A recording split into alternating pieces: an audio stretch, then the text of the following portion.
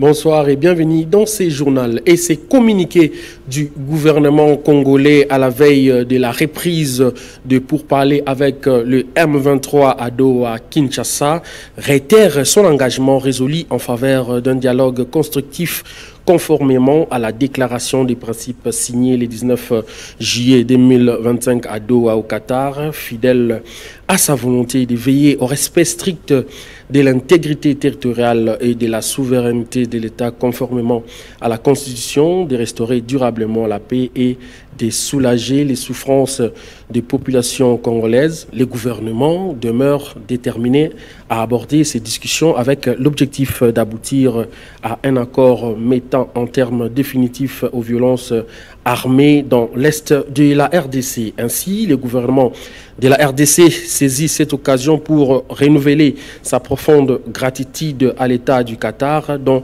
l'engagement constant et la médiation discrète mais efficace demeurent essentiels à l'aboutissement.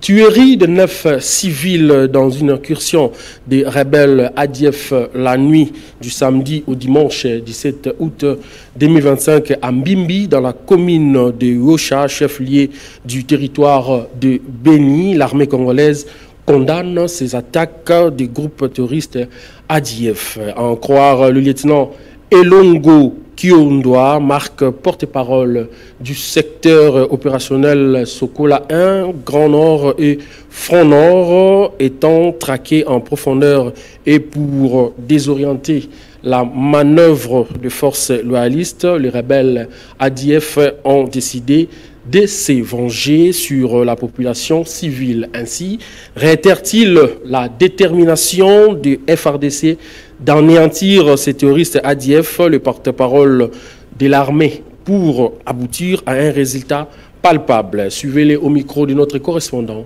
Joël Kamabou. Les forces armées de la République démocratique du Congo condamnent avec la dernière énergie les récentes attaques des terroristes ADF.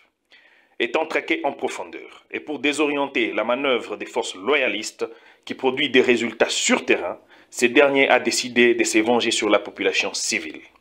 Tout en réitérant son engagement citoyen, les forces armées de la République démocratique du Congo restent déterminées à anéantir ces terroristes et rassure la population du Grand Nord de sa sécurisation et appelle celle-ci à accompagner les hauts faits d'armes. À toutes les familles qui ont perdu les siens, nos condoléances les plus attristées et que justice sera faite.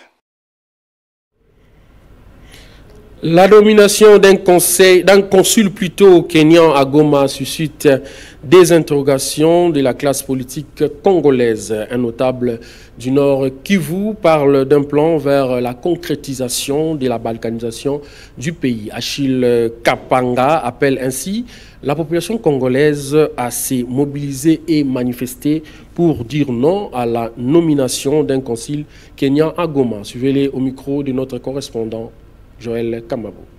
Après la nomination par le président kenyan des consuls de la ville de Goma, située dans la province Nord Kivu, actuellement occupée par la rébellion de la M23, depuis un mois maintenant, une décision qui suscite plusieurs interrogations sur les plans diplomatiques et sécuritaires. Cette décision du président kenyan crée également des réactions de la classe politique congolaise. Pour mettre Achille Kapanga, expert en matière sécuritaire et notable du Nord Kivu, résident à Kinshasa, parce que la population congolaise doit se mobiliser pour dire non à la nomination des consuls kenyans de la ville de Goma. Selon Achille Kapanga, si le gouvernement congolais se limite aux déclarations, les populations congolaises ont l'obligation de se mobiliser et de manifester sur l'Assemblée du territoire national pour montrer la face du monde que la RDC n'est pas d'accord avec les Kenyans dans sa décision. Il faut que le peuple congolais soit debout et manifeste à travers la RDC qu'on est contre ça. Parce que nous devons appuyer par des actions ce que fait notre gouvernement. Nous avons cette obligation-là. Ma demande est simple, le peuple congolais doit s'organiser pour être debout et dire non à ce que les Kenyans veulent faire. Parce que si à chaque fois l'ennemi veut profiter de faire quelque chose et que nous voyons que le gouvernement se limite juste aux déclarations, nous, en tant que souverains, nous avons l'obligation de nous mettre debout et de dire non à ceci. Et là, ça permettra de donner un peu de poids aux démarches politiques et diplomatiques pour que le monde entier comprenne que non, le peuple congolais n'est pas d'accord avec ce qui se fait et voilà comment il a manifesté. Ne partez pas à nos autorités, ça nous appartient, nous, Congolais. Donc nous devons nous tous manifester que nous ne sommes pas d'accord avec ce que Kenya veut faire. Cet auxiliaire de la justice appelle les autorités congolaises à la vigilance car selon lui, le Kenya veut la concrétisation de la balkanisation de la République démocratique du Congo. Quand le Kenya est en train de voir les dangers dans lesquels nous sommes. Comment on est en train de tuer les Congolais, de les massacrer, de piller nos richesses et que lui attaque un voisin, prend cette initiative-là d'envoyer son représentant légal Goma, où il y a les rebelles, tout le monde peut se poser des questions. Ça montre que le Kenya, c'est ce qu'il est en train de faire. Il veut créer une animosité, puisque quand la RDC va prendre des mesures contre cette disposition-là, lui va maintenant commencer à coopérer avec les rebelles. Il dira que non, il ne coopère plus avec nous, puisque quand il va coopérer avec les rebelles, c'est que les opérateurs économiques de ce côté-là,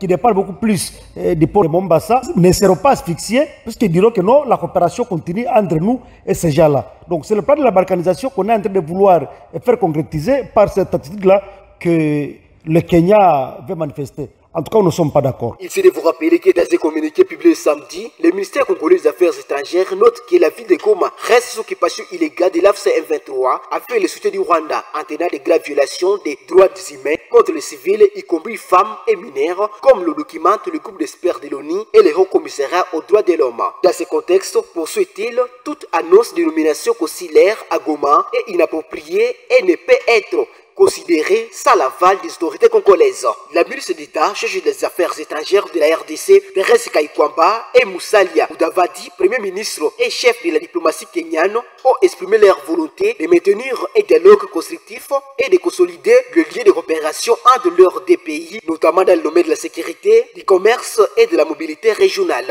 Bénéville, Joël Kamabou. Toujours à l'est du pays, la société civile Forces Vives du territoire d'Irumu alerte sur la situation humanitaire catastrophique qui traverse les déplacés qui ont fui les affrontements entre les FRDC et les mouvements CRP de Thomas Lubanga à Chioma et ses environs dans les territoires de Djougou ayant pris refuge à Kasenyi dans les secteurs de Bahema Sud, les territoires d'Urumu. Selon son coordinateur territorial, plus de 1200 ménages ont été enregistrés. Ainsi appelle-t-il le gouvernement et ses partenaires humanitaires d'agir le plus vite possible pour sauver les vies humaines. Pascal Kisezo est ici au micro de notre correspondant Joël Kamabou, une fois de plus. À Kasenyi, dans le secteur de Bahema Sud du territoire d'Irumu, depuis le 15 août 2025, les mouvements de déplacement de la population venue de Tchomia dans le territoire de Ndjougou s'est observé craignant les affrontements entre les FRDC et le mouvement CRP en Ndjougou. Pour le moment, la situation humanitaire est très catastrophique où nous avons enregistré plus de 1200 ménages qui sont accueillis dans les familles d'accueil. La société civile Forces Vives du territoire d'Irumu déplore la condition de vie que traversent ces déplacés à Kasenyi et nous demandons à l'État congolais, aux organisations humanitaires et aux personnes de bonne volonté de vite venir en aide à cette population pour sauver leur vie. Très en colère suite au massacre des civils à Osha, Mbimbi et Eringeti, deux entités du territoire de Beni, le député national Eli Kambale Moussavouli a été au ministère de la Défense ce lundi 18 août 2025. Dans cette rencontre, ce brillant parlementaire élu du territoire de Beni a exposé noir sur blanc ce qui s'est passé dans son fief électoral. Il s'est exprimé au sortir de son échange avec le ministre national de la Défense. Il a été joint au téléphone par notre correspondant Joël Kamabou. Devoir et c'est pas responsabilité. Vous savez, à un certain moment, il faut qu'il y ait quelqu'un qui parle. Ce qui se passe à Beni, c'est inacceptable. Et je ne peux pas garder ma langue derrière mes dents face à ce qui se passe. C'est la population qui se meurt. Et au ministre, je lui ai dit que cette population a besoin de la paix. La paix, l'État a l'obligation des résultats, tout en soutenant les efforts qui sont consentis, qui ont permis qu'à un certain moment, nous puissions respirer l'air de la paix. Aujourd'hui, il faudra dire que ce que la population souhaite, c'est que la paix devienne une réalité vécue sur terrain. Parce que avec la paix, nous pouvons nous développer, avec la paix, nous pouvons faire bien des choses. Mais aussi, par la même occasion, il est plus qu'important qu'il y ait un repassage de stratégie. Parce que j'ai comme l'impression que l'ennemi commence à contourner les positions des non-militaires. Il faudra que lorsque les militaires avancent, qu'ils se rassurent que leurs arrières sont bien sécurisés. Une chose, c'est que la population a besoin de la paix. Et c'est ce que j'ai dit au ministre de la Défense. Autre chose à présent, des signaux encourageants pour le choléra et une vigilance accrue pour le Mpox. C'est ce qui ressort de la réunion hebdomadaire des suivis épidémiologiques intervenue ce lundi 18 août 2025, présidée par le secrétaire général à la santé, Sylvain Yuma Ramazani, sous la coordination du ministère de la Santé publique, Hygiène et Prévoyance sociale, Dr Roger Kamba. Reportage Nancy Ileka. La République démocratique du Congo poursuit sa lutte contre le Mpox et le choléra. La réunion hebdomadaire des suivis épidémiologiques, présidée par le secrétaire général de la Santé sous la coordination du ministre de la Santé publique, Hygiène et Prévoyance sociale, Dr Samuel Roger Kamba, a dressé un état des lieux mitigé, vigilance renforcée, mais premiers signes d'amélioration. Concernant le Mpox, il y a hausse des cas, mais la riposte est soutenue. Au cours de la semaine 32, 623 cas suspects de Mpox ont été notifiés contre environ 500 la semaine précédente. 12 provinces restent les plus touchées dans certaines zones de santé connaissent une recrudescence. Parmi les actions récentes, la réception des matériels de détection grâce à l'appui de l'ambassade des États-Unis. Le retour d'expérience de la mission congolaise en Sierra Leone.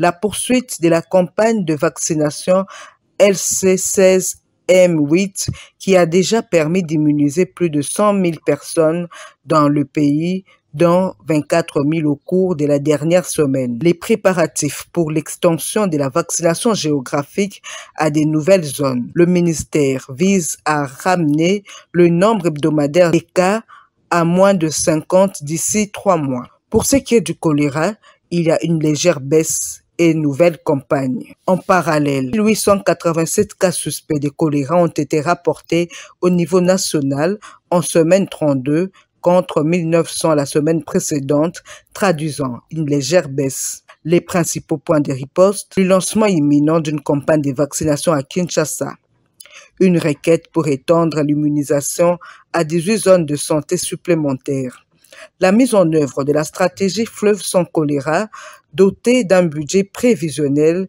de plus de 1 million de dollars. Kinshasa, la situation s'améliore nettement. Seulement 19 cas rapportés la semaine écoulée dans les centres de traitement du choléra. Un appel à la vigilance. Si la situation semble sous contrôle, le ministère rappelle que la lutte contre le choléra exige une approche multisectorielle combinant santé publique, assainissement et accès à l'eau potable.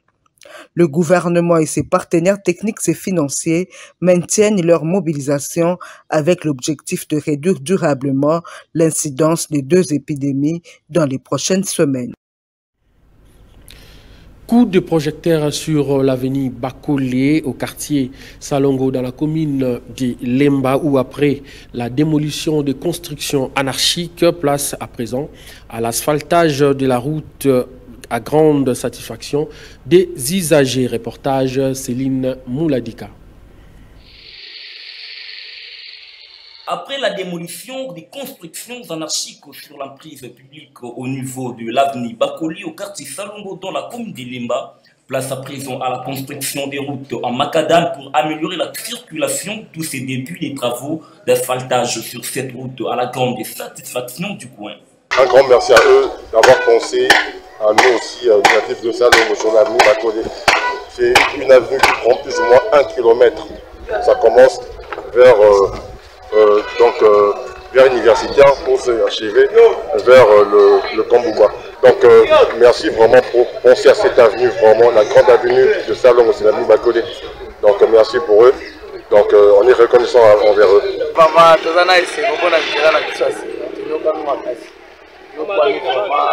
Donc mabanga komata kibaya wana kokita tonyoko makasa ntuba tozopesa président na biso Fachi Beton donc pesa mba merci ebele vraiment to sepeli nde to komo kitati kan liboso to banoko te lango mulumba tokoti Mundumba wana ti tokebimaka awa tokomi direct. Notez que cette route part de l'avenue des universités.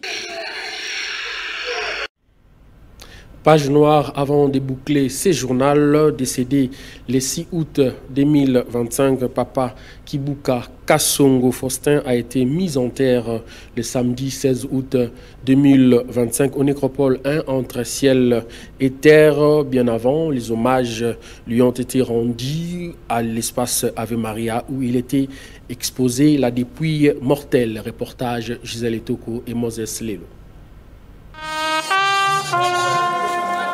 C'était la consternation à la mort de l'hôpital des Cinquantenaires lors de la sortie du corps du regretté Papa Kibuka Kasongo Faustin. L'émotion était grande. Les enfants Kibuka en larmes, expression d'une douleur de séparation. Après la morgue, la dépouille mortelle a été conduite à côté de l'hôpital des Cinquantenaires, à l'espace Ave Maria, sur l'avenue ex-24 novembre, où étaient rassemblés membres de famille, personnalités politiques, amis et connaissances, collègues de service et autres, venus rendre un dernier hommage à Papa Kibuka Kasongo Faustin, père biologique du député national et porte-parole du mouvement de libération du Congo, Raphaël Kibuka, décédé le 6 août 2025.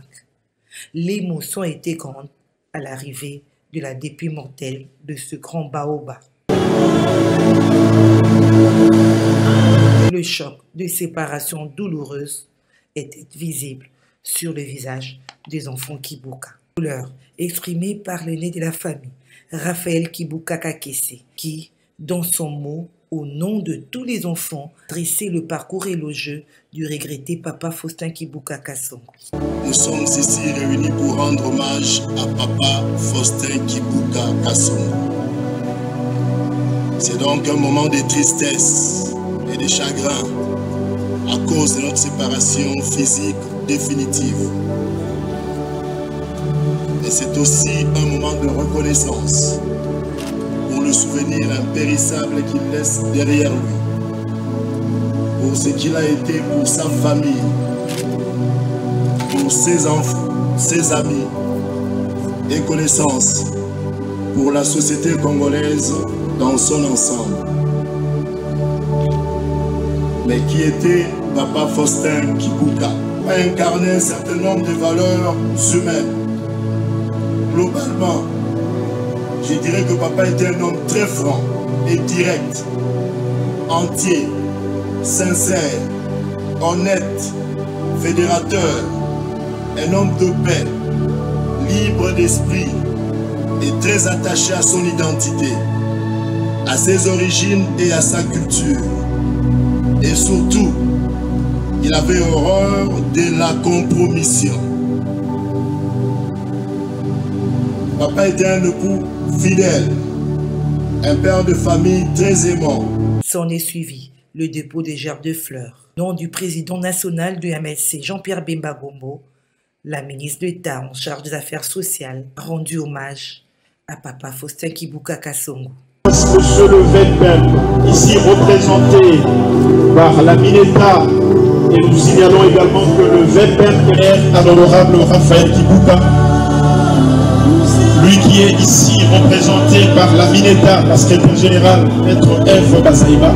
Les autorités du pays, des députés et sénateurs, des membres du gouvernement, les membres du cabinet, aussi des agents du canal Congo Télévision, ont déposé leurs gerbes de fleurs devant le cercueil de Papa Faustin Kibuka Kasongo. Après les derniers hommages, cap vers le nécropole 1 entre ciel et terre, où demeure à jamais Papa Kibuka Kasongo Faustin.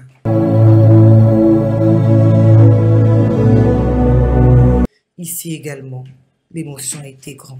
On va rejoindre maman qui est ici sur place, mais de l'autre côté. Si cela est possible, intercéder aussi pour nous. Nous vous promettons que nous n'allons pas cracher sur votre mémoire. Nous resterons unis et cette fois-ci forts pour pérenniser ton nom. Nous te laissons entre les mains de Dieu qu'il puisse t'accorder la paix éternelle. Dieu a donné, Dieu a repris, que l'âme de Papa Kibuka Kasongo Faustin repose en paix.